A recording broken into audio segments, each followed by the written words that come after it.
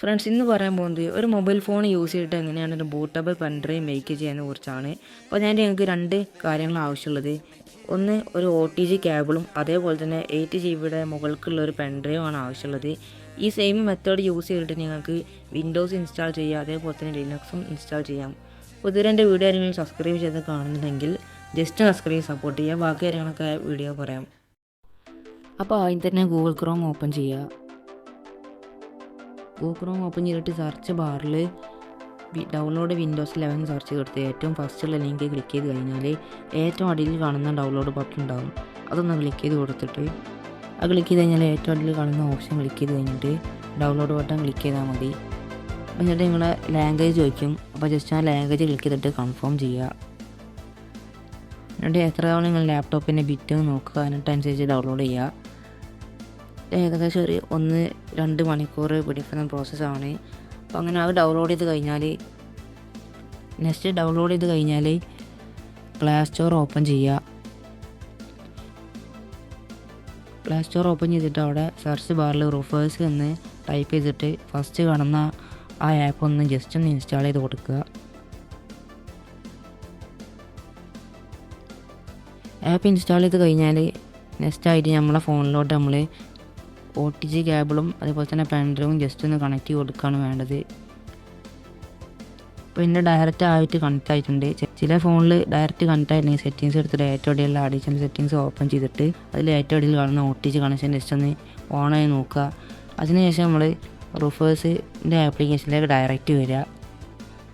എന്നിട്ട് ജസ്റ്റ് എല്ലാത്തിനും ഒന്ന് എലോ കൊടുത്തു കഴിഞ്ഞാൽ ഓട്ടോമാറ്റിക് നമ്മളെ USB അവിടെ റീഡിംഗ് ആയി കാണിക്കുന്നതായിരിക്കും.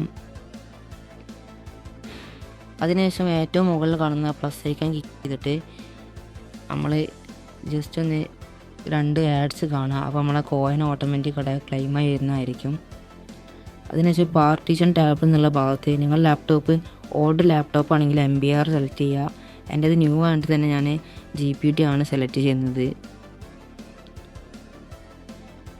അതിനുശേഷം റൈറ്റ് സൈഡിൽ കാണുന്ന പിക്ക് ISO എന്നുള്ളതും കൂടി ക്ലിക്ക് ചെയ്തിട്ട് നേരത്തെ ഇൻസ്റ്റാൾ ചെയ്ത വിൻഡോസിൻ്റെ ഭാഗത്തിലോട്ട് പോവുക. അവിടെ ജസ്റ്റ് ഒന്ന് ക്ലിക്ക് ചെയ്തിട്ട് ഡയറക്റ്റ് ഓപ്പണായി വരുന്നതായിരിക്കും. അതിനുശേഷം സ്റ്റാർട്ട് ബട്ടൺ ക്ലിക്ക് ചെയ്യുന്നതോടുകൂടി നമ്മളെ വിൻഡോസ് ബൂട്ടബിൾ പെൻഡ്രൈവ് മേക്ക് ചെയ്യുന്ന പ്രോസസ്സ് തുടങ്ങി കഴിഞ്ഞിട്ടുണ്ട്. അപ്പോൾ ഏകദേശം 1-2 മണിക്കൂർ എടുക്കുന്ന പ്രോസസ്സാണ്.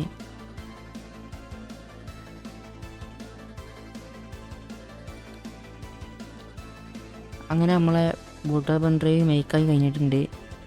ഇനി നെക്സ്റ്റ് സ്റ്റെപ്പിൽ നമ്മൾ ചെയ്യാൻ പോകുന്നത് നമ്മളെ മേക്കായി കഴിഞ്ഞ് നമ്മളെ ബൂട്ടബിൾ പെൻഡ്രൈവ് ജസ്റ്റ് ഒന്ന് ലാപ്ടോപ്പിൽ കണക്ട് ചെയ്തിട്ട് നിങ്ങൾക്ക് വർക്ക് ചെയ്യുന്നത് എങ്ങനെയാണെന്നുള്ളത് കാണിച്ചു തരാം. അപ്പോൾ ജസ്റ്റ് ഞാൻ കുത്തിയിട്ട് F12 ക്ലിക്ക് ചെയ്ത് കഴിഞ്ഞാൽ ഡയറക്റ്റ് നമ്മളെ ബൂട്ടബിൾ പെൻഡ്രൈവിൻ്റെ ഭാഗത്തിലോട്ട് വരുന്നതായിരിക്കും. അപ്പോൾ എൻ്റേത് ഏറ്റവും അടിയിൽ കാണുന്ന 2GB പാർട്ടീഷൻ 2 എന്നുള്ള പെൻഡ്രൈവ് ആണ്. അപ്പോൾ ഞാനത് ജസ്റ്റ് ഒന്ന് സെലക്ട് ചെയ്ത് കൊടുക്കുകയാണ്. അപ്പോൾ ഡയറക്റ്റ് ആയിട്ട് നമുക്ക് ഇൻസ്റ്റാൾ ചെയ്യേണ്ട ഭാഗത്തിലോട്ട് വരുന്നതായിരിക്കും. അവിടെ വിൻഡോസ് 10 എന്ന് കാണിക്കും. ഇതിൽ ബൂട്ട് ഇൻ നോർമൽ മോഡ് എന്നുള്ളതും കൂടി ക്ലിക്ക് ചെയ്തിട്ട് എൻ്റർ ചെയ്താൽ മതി. അപ്പോൾ ഡയറക്റ്റ് നമുക്ക് ഇൻസ്റ്റാൾ ചെയ്യേണ്ട ഭാഗത്തിലോട്ട് വരുന്നതായിരിക്കും. അപ്പോൾ ഇൻസ്റ്റാൾ ചെയ്യേണ്ട പ്രോസസ്സും കാര്യങ്ങളൊന്നും ഞാൻ ഈ വീഡിയോയിൽ പറയുന്നില്ല, അത് ഞാൻ അടുത്ത വീഡിയോയിലായിരിക്കും പറയുക. ഫ്രണ്ട്സ്, അപ്പോൾ നമ്മൾ വളരെ സിമ്പിളായിട്ട് എൻ്റെ ബൂട്ടബിൾ പെൻഡ്രൈവ് മേക്ക് ചെയ്തെടുത്തിട്ടുണ്ട്. അപ്പോൾ ഡൗട്ട് കാര്യങ്ങളൊക്കെ ഉണ്ടെങ്കിൽ നിങ്ങൾ കമൻറ്റ് ബോക്സിൽ അറിയിച്ചാൽ മതി. അപ്പോൾ ഇതുവരെ എൻ്റെ വീഡിയോ നിങ്ങൾ സബ്സ്ക്രൈബ് ചെയ്ത് കാണുന്നുണ്ടെങ്കിൽ ജസ്റ്റ് സബ്സ്ക്രൈബ് സപ്പോർട്ട് ചെയ്യുക. Thanks for watching.